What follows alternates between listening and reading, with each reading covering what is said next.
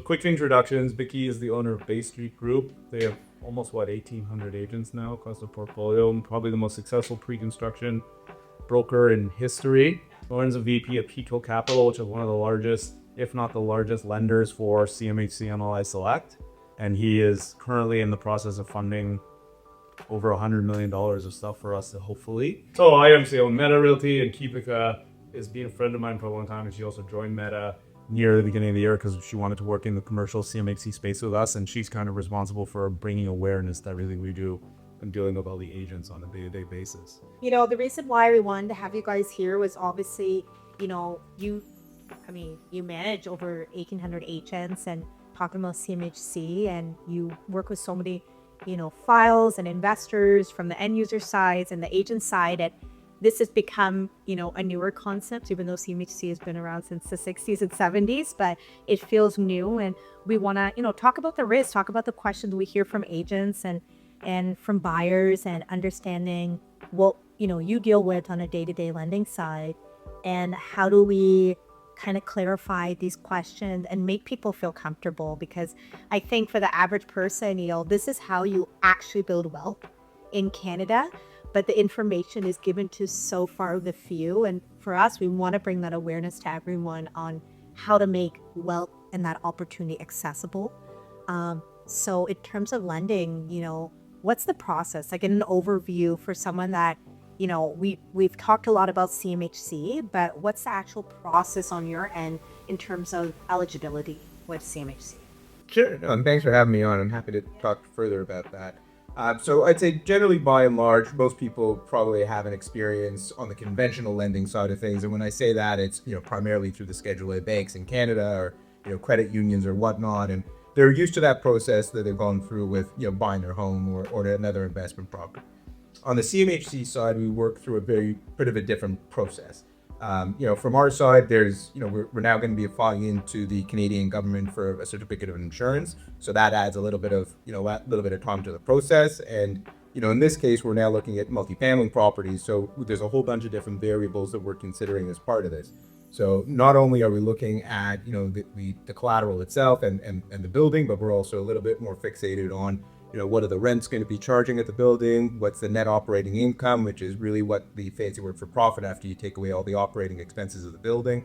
So we're really looking to see all of those variables to understand, can the property itself support the loan that they're looking for? And, separately from that, we're also spending a bunch of time on the guarantor and the strength and the weight of that guarantor's personal guarantee.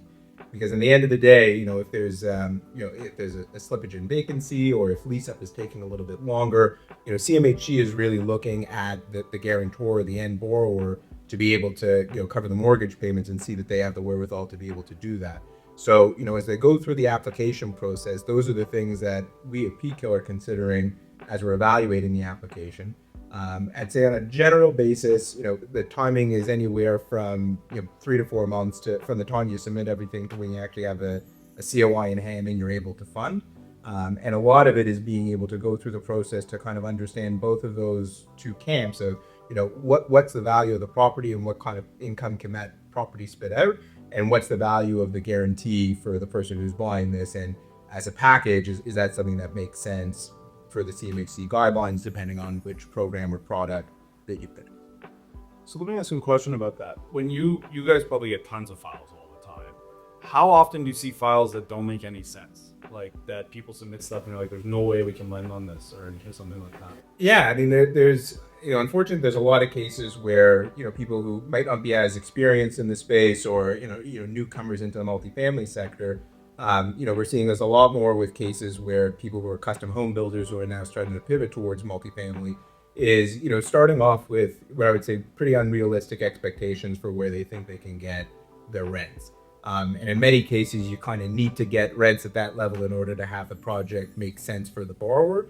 But I would say, as a general statement, that seems to be where I see a lot of the pitfalls happen on an application, where, you might need $35,000 or $4,000 a month in order for the project to make sense. But when I actually take a look and see what things are trading for or asking on the open market, we're well short of where that number is. And when you actually plug in what the actual market rents are, you'll kind of look at it and say, this probably doesn't make a bunch of sense for me to apply my money to. I could probably find a better investment on the stock market that's going to pay me a 5 or 6% dividend or something. How do you see it come to actuality? So when we have these performers, when you go through these numbers, you probably seen the end result, and a lot of those times, how does the theory looks in reality by the time it's go? A lot of the cases, because we've actually looked at so many CMHC files internally, we have a pretty powerful database of info that we can cross-reference to see, what things are trading for in a given market. We do business across the country, so we are active from, far west as Vancouver to the Maritime. So we are very fortunate to kind of have that database to look at. From my side, I'm always interested to see what signed leases went for. I'm not interested in what people are asking for, because I can ask for $5,000 a month. Doesn't mean someone's going to pay. Yeah. So those are the ways that we find the information to kind of corroborate that info. Generally speaking, what we are starting to see now, we saw a big run up in rents in 2023, 2024, just because we had a huge surge of immigration into this country. Now that those doors are starting to close, and we're starting to see a bit of a fall off in the international students, we are starting to see a little bit of softness in rents. But based on the CMHC report earlier this week, that appears to be a blip, and across the country, those averages are starting to start to go in the other direction. So do you see that softness, as you say, is that globally across the country, or is that localized to markets? I think I don't cover every market across the country. Like I'm only, in certain areas. I can't kind of spread myself too thin. If I'm looking at markets like Toronto and southwestern Ontario, that I'd say is an area where it's probably the most pronounced. And a lot of that is being driven by the fact that we have so much condo inventory that's now coming online or sitting vacant. When you're seeing someone that's charging $2,500 a month, but a condo that's fully amenitized is charging $2,200, it makes it a bit of a tougher sell for someone. Whereas if you go into other parts of the country like Alberta, which are incredibly strong right now with lots of inward migration, they're seeing slight softness, but they're still able to defend a level that still is able to make sense for a lot of these projects. So have you seen any of the files you have in Alberta that are already closed and at mortgage stage? Are any of them having trouble or struggling? Like, how's the default rates on those files right now? Really haven't seen much in the way of the default rate. In terms of the lease up, it's, for a lot of the product that you and I are looking at, it's generally about a 4 to 6 week type of a lease up period. Not seeing too much softness from where we predicted the rents to be at the outset. I can't say if that's in line with where the borrower kind of originally projected it to be, but like I said, we're always underwriting our loans based on what we think actual bank rents are going to be signed up at. So from that level, that's a bit of our sanity check. At least up, we're now kind of seeing, okay, we're at the level we thought we were going to be at, and everything's going all right. But haven't really seen much in the way of default so far. So I think Vicky always asks me this whenever I'm talking to her about this stuff, which always wants to know, where do you think the biggest risks are if you're a borrower that wants to use CMHC? Yeah.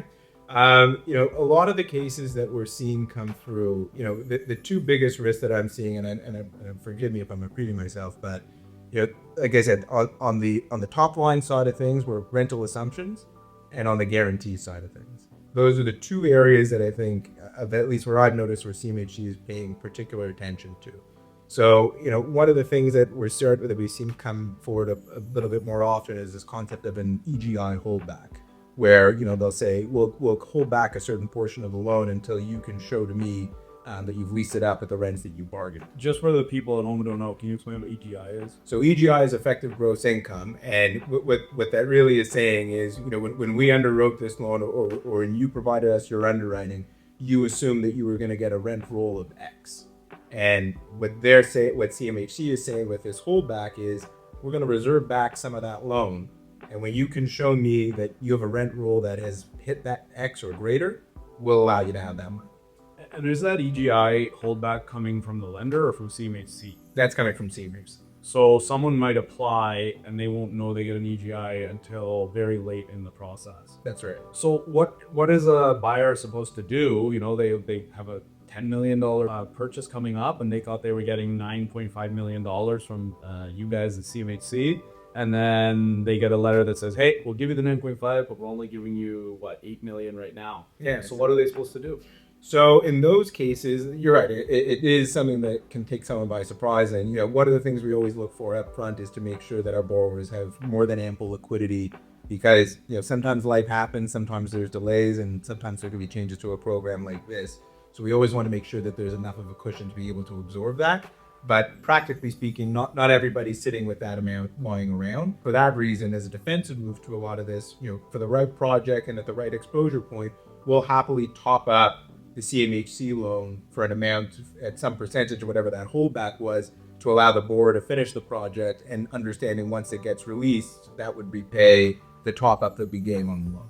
So basically, it just kind of becomes an extra expense while they lease it up. That's right. And how do you know, or there's no way to know if you're going to get a holdback? It's totally at the discretion of CMHC at the time of approval, or? Yeah, it would be at CMHC's discretion, but the common thread that I would say is between the ones that I'm seeing get the holdback is if it's vacant on delivery, and if the projected rents that you're putting forward are well in excess of where the market is. For example, if you had a deal that was highly affordable, I would say the likelihood of that being tripped up by a holdback like that is pretty low. So it's kind of like CMHC says, sure, we'll believe you that you can get these crazy rents, but you better prove it. Correct. Whereas if you have rents that are very reasonable, you have less chance of running into that problem. Yeah, that's right. Understood. And is it regional? Like, are you seeing holdbacks more common in certain locations than others as well? No rhyme or reason. There's not picking on any one geography. It's on a case-by-case basis. And that part seems to be on to it. And if it's fully pre-leased, then you wouldn't get a holdback. No, if you're getting it fully pre-leased and you have signed leases in place, that becomes a non-issue. Got it. What happens? Sorry, guys, I'm monopolizing. But what happens if you do end up leasing the thing up, but you don't get the rents you expected? So there, we are required as an approved lender. We do need to notify CMHC that this is where the rental income is coming back at, and 9 out of 10 chance the loan gets readjusted.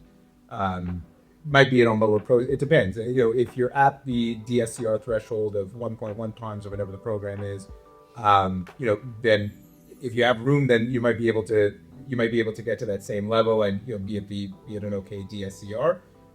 But if the rents aren't coming in and you're already at your 110 DSCR level, then that might be a time where we have a discussion, then a reduction in loan purposes. So just to explain again, for some that might not know what DSCR is, we're talking about debt service coverage, which means the amount that the net operating income can service above the mortgage every month. So 1.1 would mean that you have a 10% buffer, basically, or 110% of the loan. So would it then be, personally, I know 1.1 is the limit of CMHC for MLI Select. Yep. We've never submitted a file at 1.1 because that seems risky to me. You're literally saying if you're a penny short that you're in trouble. So do you generally see that most people are applying on substantially higher coverage than the minimums? I wouldn't say that it's like a hard and fast rule. There definitely are applications that are going through at the 1.1 or even 1.11. But in those cases, those are ones that I wouldn't say are tight or being aggressive on the rents. Like, those are a very practical approach to the underwriting. I don't see them getting a lot of a rough ride, so to speak. Those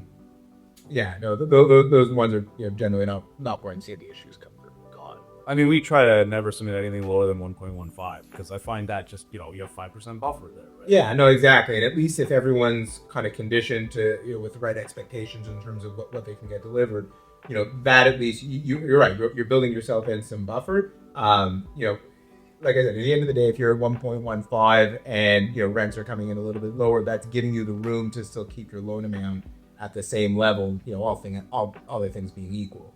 But is it a necessity? No. I don't think your application is going to be viewed any differently if you submit at 1.11 or 1.15. But you are getting yourself that peace of mind that if there are other kind of things that we haven't thought about or things that pop up, you have some room in there to play with. And what do you think about changes in regulation? I think some of the two questions we get asked a lot is, what if something happens while we submit an application? And as a lender, how do we kind of support applications during that process? Yeah, so it's it's a government program that has updates and amendments to it, as even as regularly as certain bank programs offer them. So to the extent that there are changes to the programs, our team at PKIL, our CMHC team, is pretty good about letting the staff know about it in pretty short order. So at least we could communicate to our borrowers, let everyone know what the rules of the playing field are. But that can be a challenge for some of the borrowers, because there might be changes to a program or clarifications just depending on market dynamics. We work with our borrowers to try and keep everyone informed as early enough on as possible. Generally speaking, there are instances where if an application is submitted, it might not, any changes might not apply to it, or if it's already been granted a COI, then that's already kind of grandfathered into the program. But it's one of the realities of working with CMHC, but we're well adept to it. We've looked at a number of files, and more than often than not are able to work for a solution to get the borrower ready. What are the different types of lending available with MLI? Yeah, so there's 3 programs that drive the MLI program. So this is an insurance program that was offered through CMHC a few years back. It's really predicated on affordability metrics, energy efficiency metrics, and accessibility metrics. So depending on which of the 3 criteria your property meets, you can get some fairly generous terms in pricing and amortization on a first mortgage. So within that MLI Select bucket, you can either go for a traditional term mortgage that hires a 40, 45, 50-year amortization, and you're making regular monthly payments of principal and interest. Or alternatively, they'll offer construction financing, which can be up to 95% loan to cost, and similar to one of the projects that Jake and I are working on, which provides a real opportunity for investors in this country to be able to gain ownership of multifamily assets at a level that probably hasn't been seen since the 1950s. I don't know too many places where you can get an apartment building for in some cases as low as 5% down on the property. So in each of those cases, the approval process or the packaging process is a little different, and it's nuanced. And in terms of the permanent financing side of things, like I said, those are kind of 40, 45, 50-year programs. It'll work on either existing product or new construction.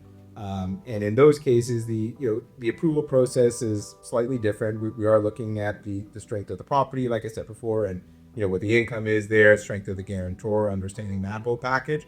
That's a little different than on the construction side of things, because we're taking on a little bit of a different risk.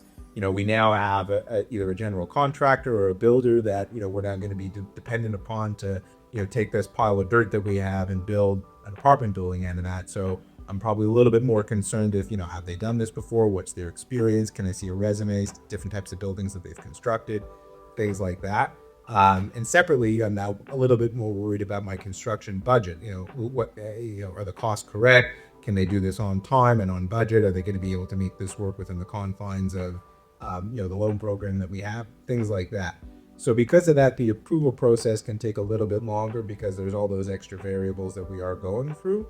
But from our side of things, we don't look at them any differently from one to the other. There's a little bit more risk on one just because we have the construction side of things. But for that reason, we're looking to deal with builders that are experienced, that have done this before, and we can put our trust and our money that they'll be able to deliver the product on apartment on budget.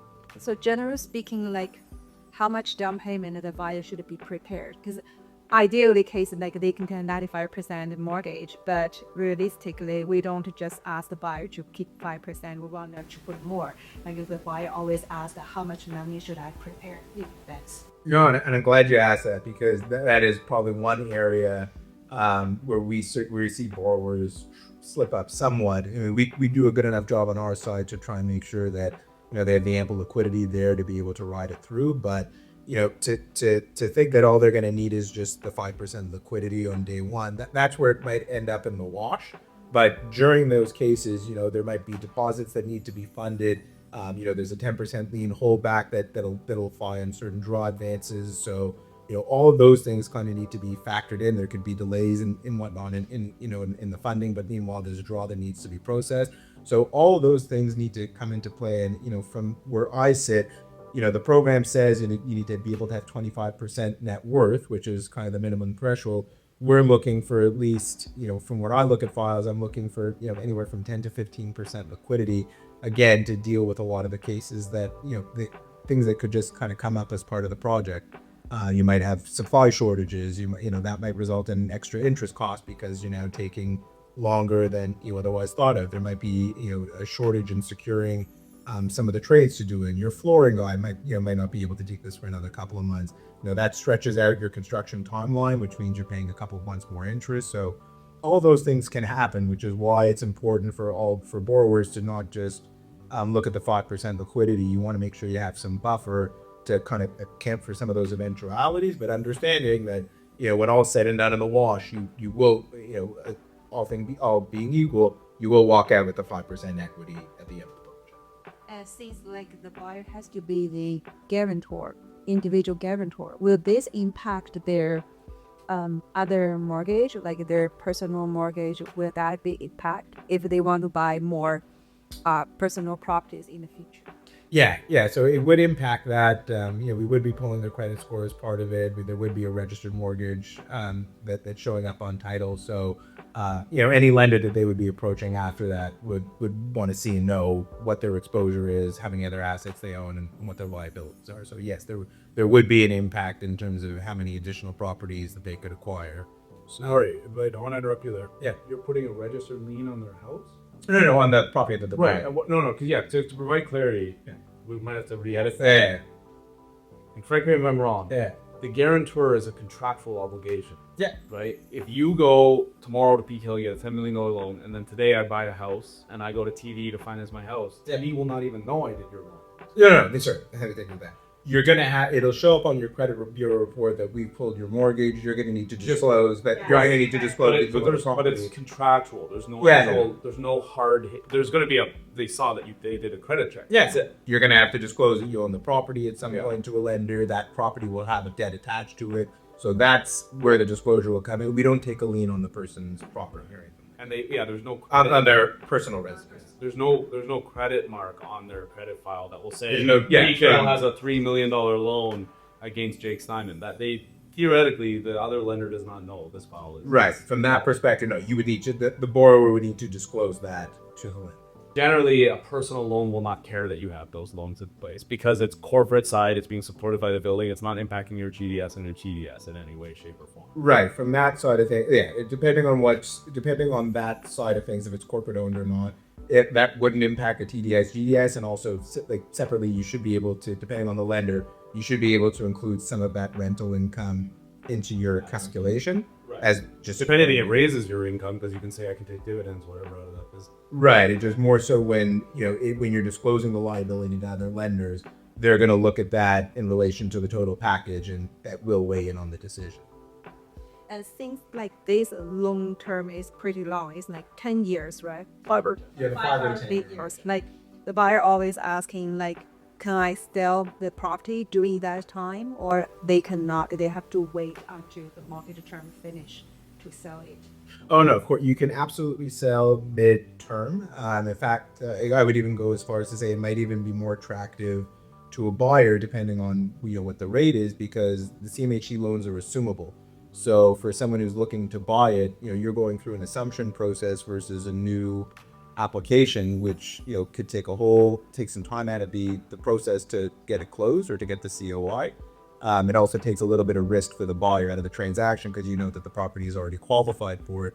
You're just replacing who the guarantor is from the deal to another. And 2020, 2019, you guys were lending 10-year terms under like 2% interest. Yeah. So depending on when that loan was originated, you could be looking at below market interest rates. Now, granted, there might have been some principal repayment since then, but even still, like I don't know where you're going to find 2 or 3% money these days. So someone could buy. Obviously, they'd have to figure out how to top up the balance because it's going to be a lift. But someone could buy an apartment building that you guys funded in like 2020, and they could be getting a first mortgage at like 2%. Yeah, they could So assume that 5 years left on their term. Yeah, they could assume that mortgage. All we care from our perspective is that we're at least getting a replacement guarantor that's of equal value, or at least of a value that would meet the criteria of the program. In those cases, that would be something where we just need to let CMHC know. But generally speaking, if I'm getting a guarantor that's of equal or greater value, that's a pretty easy. And then assuming someone bought it, because this is a question we get all the time too. So you originally bought the building when it was built brand new, whatever, 5 million. Now it's worth 8 million. So the problem is they got 95% financing on 5 million. Now it's resold at 8 million. How do we bridge that gap? So you do have top-up options through CMHC depending on the program that you're in. So a certain amount of time needs to pass through. And there's a certain leverage threshold that they'll go up to, but depending on the loan program, you can apply for a top-up. And how does the top up work? Is it at the original interest rate, the new interest rate? How is it? So it depends on when. It's really going to depend on when the original loan was originated. If a lot of time has passed, you might actually be at a different price point than when things were originally. And they usually make it coterminous with the existing loan, so everything kind of matches that. Got it. So just to clarify that, because people at home probably won't figure out what coterminous is, but I'm guessing what you're saying is originally they had a 10-year term. Yeah. There's 6 years left. Yeah. They're going to give you the top up at 6 years. Yeah. And they're just going to kind of blend the interest rates based on the amounts of the principal. Yeah, everything will come due at the same time. It's not like you're going to have your primary mortgage due in 2027 and the top up due like a year later. Everything will kind of happen. It's got it. And then if people don't sell the property, they can also use that similar top up feature to pull out equity in the future. Yeah, no, that's really what with what you see a lot of people in this country have an issue with is, you've owned a property for 20 or 30 years and you have all this liquidity in there that you want to be able to access, but if you sell it, you'll be paying tax through the nose. No one wants to do that. So, for a lot of reasons, people will approach CMHC, especially, apartment investors or, family off type and things like that, and use that leverage as a way of accessing the equity that's trapped in their multifamily properties. So very often you have, applications come forward for an equity takeout, or in many cases, people who inherited a property and, might not even have a mortgage on it, but want to be able to access the equity that's in there. So, those are all cases that you can look to CMHC financing to access that equity. And if you call it that equity, is there any restrictions on when you can use it for? It's your money. Yeah, no, generally speaking, there's not. The only time that we do ask a bunch of questions or, people get antennas start to go up is depending on how short after the purchase you're looking to pull the money. So is there any, because we get this question all the time, because we always talk about those equity takeouts, pari passu leving. People say, when can I do it? When can I do it? And I generally just say when it makes economic sense, right? Because obviously, so correct me if I'm wrong, you have to justify that the price is different. If you bought it for $1 million today, you can't say tomorrow it's worth $2 million. There has to be some reasonableness to it. Yeah, you needed to have done something, done something to the improvements, or there needs to be something that's going to happen to the units in the building. It's something that's done to increase the value of the property, because generally speaking, or at least in this market, things aren't just going up in value like that. So it would be nothing. Either you're improving the property, which you're not going to go in a new building, or time has passed that market values have risen. What happens if you build a new building, you projected rents of X, and it turns out you actually got way higher than X? Could you then go to CMHC right away and say, we actually got 20% higher rents than we thought, so this building is worth 20% more? So at that point, so it depends where you're at in the process. If you've already had your COI, it makes you can certainly go back and make an application, but you're kind of going to the back of the queue, and there's not necessarily that you can be reopening the file for that. But generally speaking, if you have not yet applied for your COI, yes, you'll be able to capture that lift when you go in for the application. Because if you're able to go in there with actual signed leases, that'll be looked at much more favorably than something theoretical. So it's really important to work with your property manager to really maximize your leases. Yeah, And not rush to be like, okay, I'm scared of having a month with some vacancies. I need to get the maximum. It's better to take your time and maximize the leases. Yeah, and I guess not even just about getting the right rent, but also making sure that you're letting the right tenants into the building, because as a first-time operator of an apartment, to your point, you might have a vacancy 1 month and say, well, what was me? I got to fill this thing up, and I'm going to take the first warm body and put it in there. But in some cases that might be more trouble than what it's worth. And yes, you might have someone that's in there that's paying rent, but you don't want to have to be taking in another headache at that point. And gee, wouldn't it be better to have that 1 month of vacancy, and maybe you get someone that's paying $25 less than what you originally thought, but they pay on time, they don't give you issues, and they don't cause problems. But to your point, I would say, yeah, you're spot on. That is when you're going through a lot of these pro formas, the value of having a good property manager that can give you good real-time data is pretty invaluable, especially in this market. I see there's enough cases where you see people sending in a pro forma, and it's almost like they're reverse engineering the numbers to make it work. And see, I just need to get a $5,000 a month rent on my 2-bedroom unit. Really? I wish. I agree. Really? Same. I wish we could do that. So we were working on a deal and $10 million, making almost 6-figure in cash flow. And a lot of times we get buyers or other agents, I swear all the time, like worst case scenarios, what's the catch? And like we just had a question come up this week about what happens if the builder walks away. How does that work in terms of your lending, and how does CMHC in terms of insurance or how the builder is bonded? How is their protection? So I would like a little more backstory there. We've discussed already there's 2 types of lending, right? So maybe we can elaborate what would happen in kind of both situations where if it's a construction draw loan, what would happen if the builder basically shit the bed or walked away in the middle of the deal, or what happens if it was just a mortgage at the end and the builder shit the bed or walked away at the end of the deal and you never actually got the property. What kind of happens? What protections exist, if any? So, my background's originally on like the insolvency and restructuring side of things, so I've seen a lot. I'll start with the easier one. So, in the case of where we don't have a construction loan, but you have a property that you're buying off of a developer, and the buyer does not end up delivering the unit, you do have recourse against the buyer. You do have recourse for your deposit. You would be suing them. You'd be hiring a lawyer and going after the builder or after the company to get that back. The more complex cases come in when we're doing construction loans, and you have a builder that either files for bankruptcy or is insolvent, or just the business fails midway through the project, and a whole host of things can kind of happen. So I'm going to back it up a little bit just so we can kind of understand through an example, what happens if these things can kind of arise. So, generally speaking, you're either building something for yourself as a developer, or you're hiring some third-party general contractor. And in the case of a third party, that GC might have 6 or 7 or 8 other projects. And they're collecting, they're getting paid as they go. They do perform a certain amount of work. They send an invoice to their customer. They collect a pile of money, and so on and so they go. Now, all that money is going into one bank account. In an ideal world, you'd have a bank account for every single job, but no one actually does that, and it's not very practical. So you have all this money from all these different jobs that are being commingled in this one account. And meanwhile, I got one customer that's slow to pay me, and I got another one that's on time. But all the while, I've hired all these sub-trades, my flooring guy, my electrical guy, my plumbing guy. They all got to get paid for their jobs. But if I got one guy that's not paying me on time, well, that's a domino effect because I got to pay everybody else out. Now, what ends up happening is if that issue kind of goes on for too long, that can kind of snowball a bit out of control.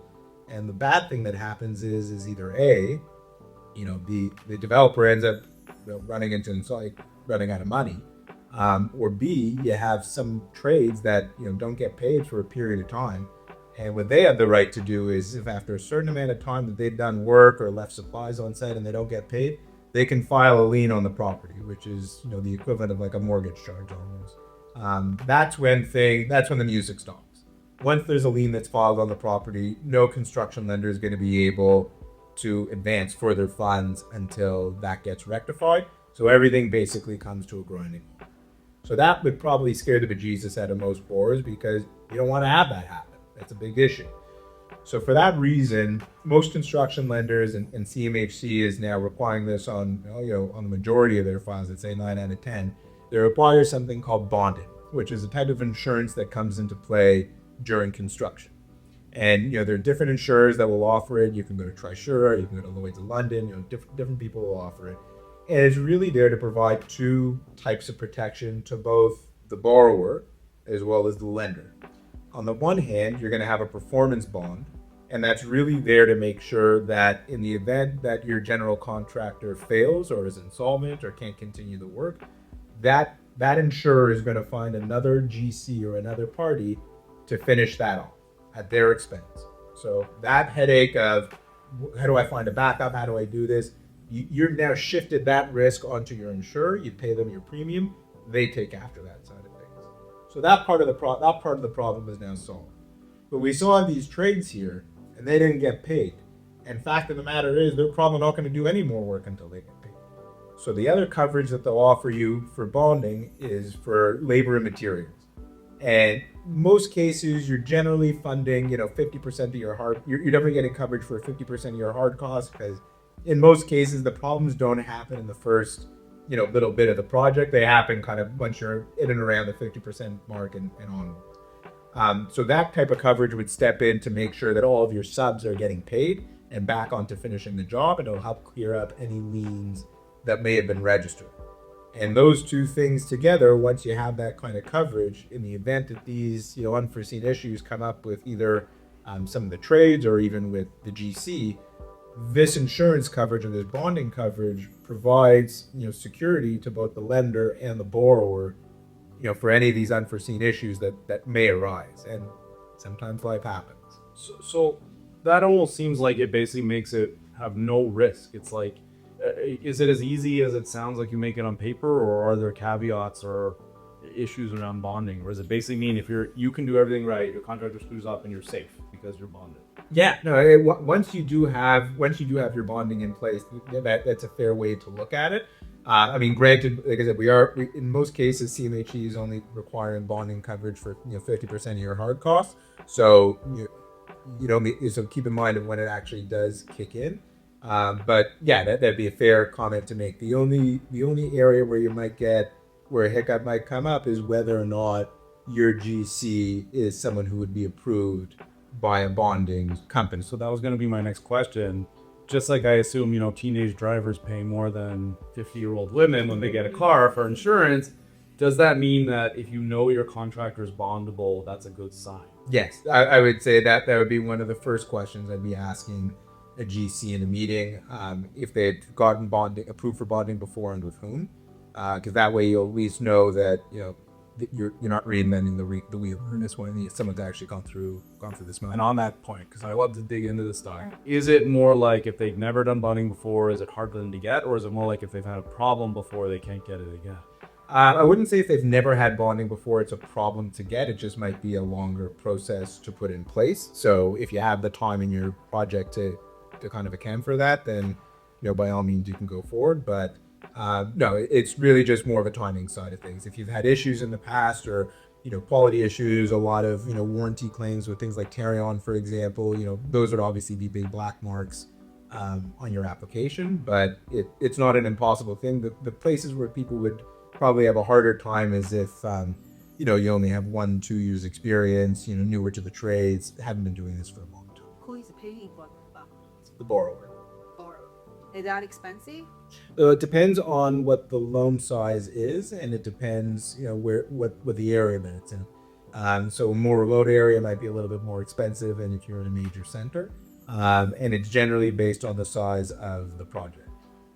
And to clarify, the borrower's paying for it, but that would be part of the construction project. Yeah, that's right. The line. Yeah, it would be no different than the general liability insurance that have on the site. And does the bonding cost vary also, not just on the size of the project, but the type of construction as well? Yeah. Because I assume building townhouses that are up in 10 months is way less risky than a 50-story high-rise in a downtown of the city. Of course. Right. Yeah. No, it's project dependent. It's the strength of the GC. Obviously, if you're hiring Ella's Dawn, you're going to have a bit of a different ride than if you're hiring Joe's Contracting. So then it sounds like, because CMHC requires bonding the majority, I remember back in the day they didn't care as much. Now they want more bonding in place. I'm guessing they did that because more and more smaller buyers and borrowers were getting into this game and they were trying to protect everyone a little bit. Yeah. But then it sounds like that a lot of the potential risks of draw construction loans are kind of just completely mitigated for the most part. Yeah, by and large, like once you have that bonding in place, you do take away a lot of the headaches that can come with a construction file. primarily being, having to worry about the financial wherewithal of the GC, and whether or not, they're doing what they should be with the subs. Now, make no mistake, in the event that you do need to make your claim for bond, then it's, without a doubt going to cause a disruption to the process. But, you're taking something that, you would have had to litigate and could take months in court, and, truncating that down to, weeks and months to kind of have to go through with it.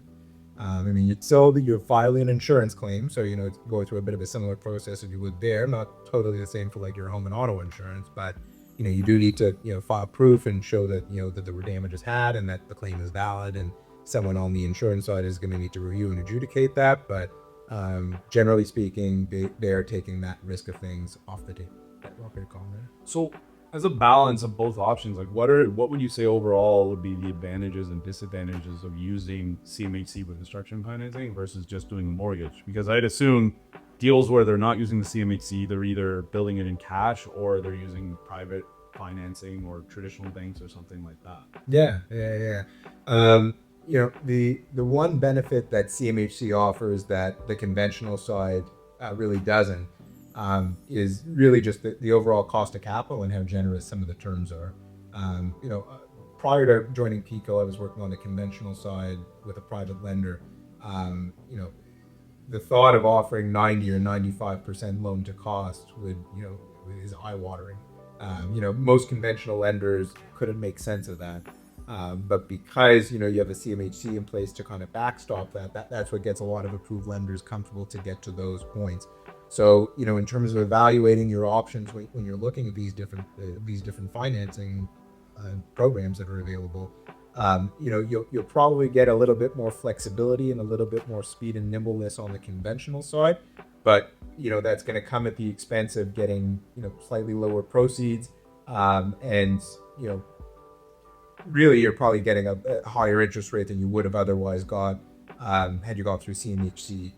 Generally speaking, from what I've seen, construction loan rates now are anywhere in like the 8 to 9% range, with fees of 1 to 2%. The banks are probably going to be slightly lower than that, but they're generally dealing with kind of the upper crust of builder developers. So for the large majority of the population, you're primarily going to a construction lender that would be charging those kinds of rates. And they're usually at 85% loan to cost, 65% of the end value. So you're walking away with much less in proceeds than you would have got had you gone through CMHC. The only difference is you go through a bit of a longer process. You're dealing with a government entity that's taking an application from all across the country. So there's that aspect of it too. But at least when you go through CMHC construction financing, you don't have to worry when you're finished about, and I'm going to have to go through this application and I might not go through it, and that might happen, I'm not sure. When you started construction and you have your COI in hand, that doubt is now kind of just taken out of the equation. So just to clarify, it's one application and that's your whole way through to the mortgage at the end. Yeah. So you don't have to apply again. You don't have to scramble if they change programs or anything like that. Once you're approved to put a shovel in the ground, you're approved to close the mortgage at the end. I have my COI, that's right. That provides a lot of security for someone. Yeah, for sure. Especially compared to someone who's going down the conventional route, with lower leverage, having a higher equity component to it, and then depending on CMHC to coming down the road to provide the takeout financing. If there's a change in that program, or the eligibility criteria is different, I don't know what the borrower does. You're kind of stuck.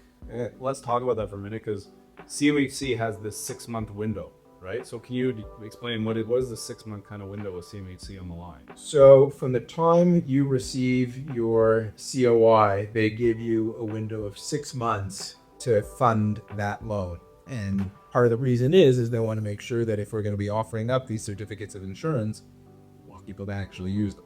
So the risk then would be, if you do a mortgage only, let's say that the builder thinks it's going to take 12 months to build it. You have to sit there doing nothing for 6 months before you can even apply it, really. Ask that again. What I'm saying is, if it's a mortgage only, if it's not a construction loan, yeah, and you sign a contract today and they say this project's going to be ready in June 2026, yeah, you cannot apply to CMHC for about 6 months. I mean, give or take because of the application time. Yeah, you won't be able to get. It'll be about 6 months before you'll be able to see the Apply. Yeah. Right. Which is kind of scary because, as you said, what if they make changes to the program, the requirements? What if your financial situation changes, something like that? Whereas if you're doing a construction loan, we can apply to the program tomorrow, and then once we're in, we're in. That's really one of the big benefits that are there for borrowers. I think there's a lot of people now that are going down that are trying to find alternatives because either the process might be longer than they can endure, or because they think they can get more flexibility out of a construction loan, and in some cases that might work very well for them, especially if it's a short-term construction time frame. But you still do run the risk at completion of worrying whether or not you're going to get your takeout or not. For experienced groups, that they might edit that or try and say that. What is the timeline for COIs? So on on an ordinary time, we're anywhere from like about 60 to 90 days. And we were given the heads up, just given where staffing levels are right now during the summertime, might add another 3 weeks onto that. Sorry, I want to let Vicky ask any questions you want to because we've been hogging the whole. You asked all the questions I want to ask. I know, but I want to give you more FaceTime on the podcast. So. I think people mostly concerned is about the risk because it's like when they sign the offer, most of the time, like the developer, they both accept the conditional offer, conditional on the CMHC approval. So meaning when they sign the offer, it's a firm offer, but it's still the trap that the CMHC cannot get approved. So, but I think Jake already asked that the buyer always wondering like what should they do to reduce the risk of being rejected by the CMHC? So, there's not much. There's only so much a borrower is going to be able to do to enhance or improve the package that they submit in for their application. Your net worth is your net worth, and the value of that property is the value of that property. The best thing that a borrower could do is work with an experienced lender that has looked at a number of these applications to really get an understanding of, is this one that's down the fairway, is this one on the fringe, and for what reasons, and how to best kind of package that with the CMHC underwriter to get that over the finish line. But to the point you're talking about, where you do have the risk of, will I get approved or not, and if I need to meet a closing date, at least on Peak Hill side of things, we have our own bridge fund that we use. That's the raison d'etre is really for the bridge to CMHC type of a product, because we know just how long the application timelines are. We have a strong comfort with the product because we've done so many deals for them, that we're comfortable lending on these properties to close, with the understanding that we're going to have our COI in 2, 3, 4 months time, that it's a short-term bridge that we can put that money forward to help our borrowers close on time while we wait for a CMHC to do their thing to get the permanent financing put in place. And for rule change, like we're going through that with you guys right now on 2 files, and you guys have been very, very helpful because you make it sounds like there's so many steps, all this stuff to do, but it's still just one integrated process. Where the bridge, it's just like doing a construction loan becomes a mortgage. The bridge just becomes a CMHC. It's all just one application approval process. Yeah, and it's we have it all under, because we've already kind of closed on the bridge loan. We have a familiarity with how the property is operating. At that point, when we prepare our application to CMHC, we already have some familiarity with the building and with where the rent levels are shaking out to. We try to make it as much of a seamless process as possible. There are cases where you might have sellers that are generous and offer the terms that you need in order to get your COI to complete the deal, but that's the exception, not the rule. And on that same point as well, I just love my train of thought. I had a question and now it's gone. With that, property managers impact the CMHC flow. Because some buyers said, to save them money, I'm going to do property management myself after the building is finished. Is that will that impact the loan being approved? It's better for them to find a professional team to do that for them. So self-management could be acceptable, but they need to demonstrate that they have experience managing similar multifamily properties. So, for example, if your experience is managing commercial and industrial, that's not going to be viewed as relevant experience to manage an apartment property. But if you're sending in an application saying, I own 6 other buildings and I look after them myself and I've been doing it for the last 7 years, those would be things that would be viewed more positively. If it's someone that's coming in with no management experience whatsoever, then the CMHC will require that the property be professionally managed by them. So on that note as well, even if someone has management experience, let's say that they've decided to branch out from Ontario, they live in Ontario, now they want to buy in Alberta or BC or somewhere else, would they be able to manage their own property with the distances involved, or would they have to put under property management? I really haven't seen that instance come up where someone who's managing in one city kind of move that far out. So I can't speak from experience.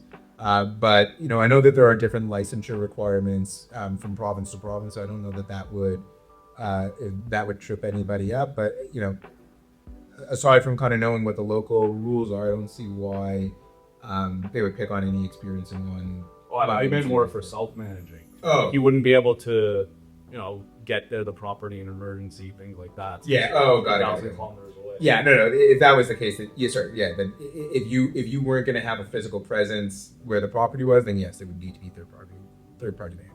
Got it. So earlier on, we were talking a lot about, one of the risks would be what happens if you got your rents wrong and you came up short on the rents. But, a net operating income is made up of 2 components. It's made up of the rents you collect and it's made up of the expenses you have. So how are the expenses calculated for a, pre-construction opportunity like this? So, by and large on the pro forma, CMHC has benchmarks that they use for the majority of the expenses that comprise the expense load on an apartment property. So be it for salaries, for replacement reserves, for management fees, things like that. The places where we have a little bit of discretion or is really on taxes, insurance, and on just keep talking. Okay. Taxes, insurance, and utilities. So really we're going to be looking to previous tax bills, looking at the appraiser's estimate, working with professionals that we have to kind of understand what the tax load might be. Depending on the mill rate and the size of the building, what the expected value will be. Insurance, that's likely a quote that you can get from your brokers. And again, because we finance so many properties across the country, we have a pretty good database to be able to look at to see, what the going rate or what we can expect it to be at completion. Utilities is really going to be dependent on whether or not those are things that get billed through to the tenants, in which case it's just a zero, or if it's something that the landlord ends up covering, in which case you probably look to some historicals to kind of understand where that's been trending. So those are the kind of 3 areas where there's some room to play around with, but the rest of those are all benchmarks that are mandated by CMHC. So depending on the number of units and the number of appliances, or what the top line rents are going to be, those will drive a lot of what a number of those expenses are going to be at. And in your experience, when you guys look at forward projections, then you see the actual expenses, how close are they typically in reality? Pretty spot on. I mean, the only area where you obviously see a bit of a discrepancy, generally speaking, on new build construction, you might have to put money away in a reserve, but if you just bought the refrigerator, it's not breaking down typically in 12 months or something like that. But generally speaking, we're not seeing wide discrepancies on the line items when we compare one to the other. The only difference is there might be some other items like travel or entertainment that get thrown in there that we go over. So let me ask you another question then. CMHC obviously wants to see like a certain, generally it's just a percentage of the rents is kind of how you calculate some of these items, right? So like repairs and maintenance, they will have a similar number for Alberta and Ontario. Yeah. But in Alberta, you're allowed to take a security deposit, whereas in Ontario you can't. Now I know in Ontario technically you can go to the landlord-tenant board and get reimbursed for your damages from a tenant, but good luck, right? Most people just call cost of business. In Alberta, if I'm able to take an extra month as a security deposit and it's pretty favorable to the landlord, if there's any damage, I can kind of just deduct it. Why does CMHC still expect us to benchmark our pro formas as if we couldn't take a security deposit? because I think from their side of things, every situation's different. So depending on what you can negotiate with your tenant is something else. But I don't know that it's an across the board solution that everyone's can necessarily find themselves in. And when they put these kind of pro forma models out or these benchmarks out, they're really intended to be able to be used across the country. Maybe there'll be some differences from province to province, but in the event that you can't get a security deposit from your borrower, or even if the one that you can get might not even be enough to cover the full nugget for what needs to be fixed. $1,000, for example, or $1,500 as a security deposit, might be able to fix some repairs here and there. But if someone does some serious damage to, some major appliances or, to anywhere in the electrical room, that's a repair bill that could be well in excess of that. So I guess for that reason, they want to know that there's actually money being put aside for a rainy day to kind of cover those things up. If you see like there's a more application coming from one same location, will that impact your the approval process? It hasn't for us. Generally speaking, we saw a lot of application volume come in from Ontario a few years ago, and now we're starting to see a little bit more of that pick up out west as things start to quiet down a little bit on the Ontario side of things. So it ebbs and flows just based on where activity is happening. But from at a portfolio standpoint, I don't think anybody at CMHC is looking and saying, we want to limit our exposure in this province or gain some more market share in that one. I think generally speaking, they're looking at that on an unbiased basis. The thing that they might change, depending on, for example, if they see a significant amount of new supply coming online in a given market, I don't know that they would change their lending appetite, but they might say, if we were using the 3% assumption for what vacancy would be for that market, we now know that there's going to be significant new supply coming online. Perhaps we use a 5% vacancy allowance or 6 or 7. We'll use the vacancy as kind of their factor for the loan size, essentially. Yeah, I don't know that they wouldn't. I don't think they would go outright as to blackball a given market, but whatever was causing the concern about that market, they would make some adjustments to the underwriting to address those concerns. So essentially, if they thought a market might be getting oversaturated, they might tweak a few numbers to shrink your loan size to hit a higher ratio. Is there any markets right now you're seeing that? Not high ratio, lower ratio. Is there any markets you're seeing that happening right now?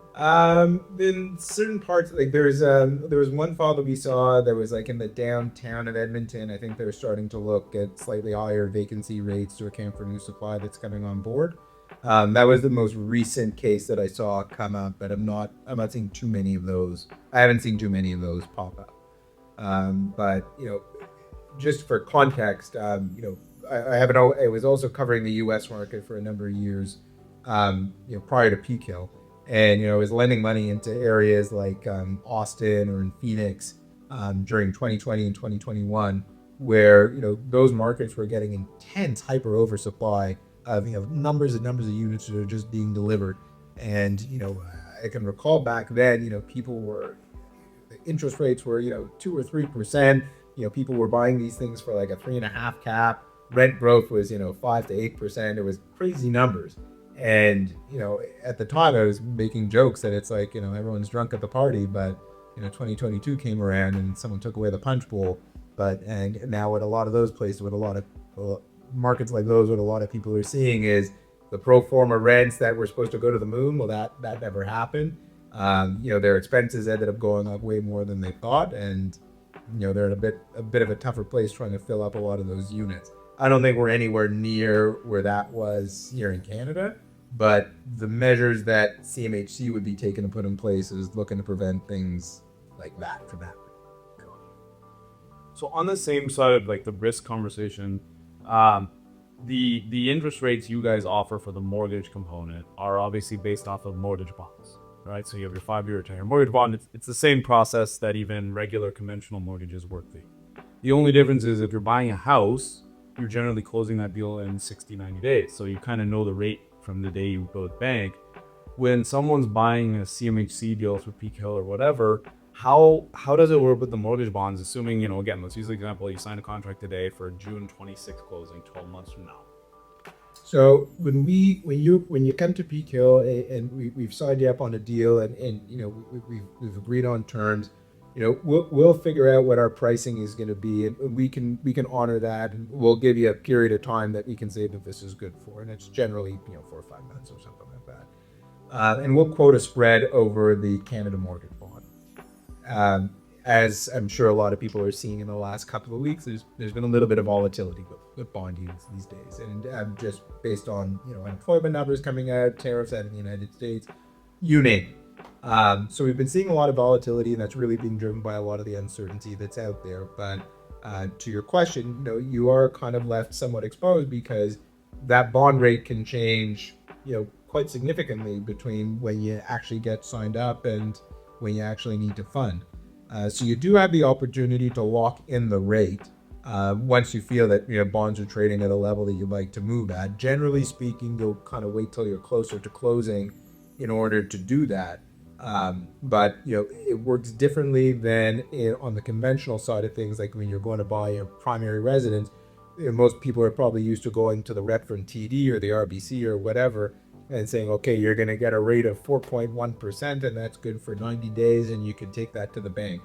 On the CMHC side of things, we're going to quote you the spread, and the spread is what's good for the 90 or 120 days, but you're at the behest of the market in terms of where Canada mortgage bonds are trading on the 5-year or the 10-year. Where we're at right now, rates are pretty elevated, and the spread between the 5 and the 10 years actually hasn't been this wide in a little while. So more people taking the 5-year money right now. The real benefit, in my opinion, I really think that there's a pretty compelling argument to be looking at 10-year money right now. Maybe there's some further softening in interest rates, but I don't know it's going to be that much more significant than where we're at right now. So, if I'm right on that side of things, I'd want to be locking in for the long haul right now than, having to worry about this all over again in 60 months. Generally speaking, a lot of the people that are buying these properties are not short-term holders. This is a gift for their grandkids is the line I hear more often than not. So, if that's what it's meant to be, and it's meant to be as passive as that, give yourself the security for the next 10 years and knowing what your mortgage payment's going to be. You'll have more than enough income to be able to cover that off. A nice surprise waiting for you in 10 years. So right now, the majority of people I see are underwriting deals around 4% interest, which based off of where bonds are and what the spreads are for a reasonably sized project, that's about where things would fall out right now. But what happens if rates go up substantially before someone's closing? What is the scenario? How does it play out for that buyer? So what could happen is, you apply to CMHC, you get your COI, and they'll state in there what the maximum rate is. So they figure out what your loan is by underwriting what the property income is going to be, and then figuring out what your mortgage payment is going to be. And for the purposes of figuring out that mortgage payment, they use an interest rate, and they say, okay, it can't be higher than this amount, because at that level, it won't debt service property. So do they just work backwards to the 1.1 limit, or how does that work? No, it'll work based on they go based on what we apply for and what the income is. I'm only saying that when you do go in to make the application. As a better way to put this.